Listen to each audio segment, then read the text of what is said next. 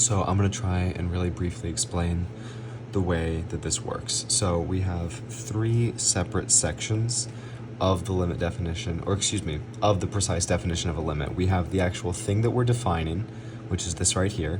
We have the conditions for our limit, which is this right here, and then we have the result of our conditions.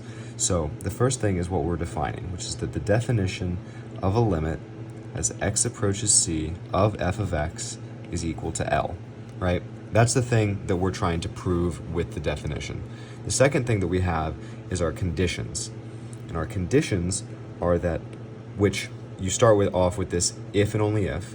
Our conditions are that for every, which is this symbol, epsilon, that's a 3, epsilon greater than 0, there exists a delta greater than 0 such that, and there's our setup. If epsilon is greater than 0, then there needs to be a delta that's greater than 0 that goes along with it, right?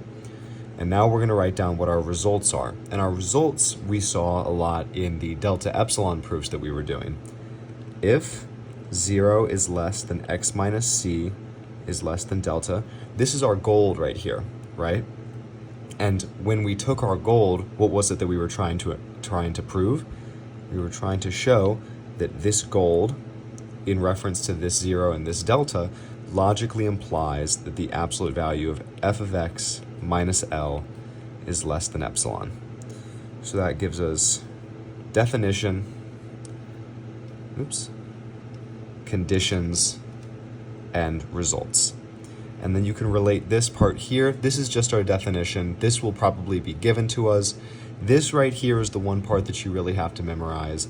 And this right here, you can just go back and think about the delta epsilon proofs that we did, and that kind of helps me remember it a little bit. I hope it does the same for you.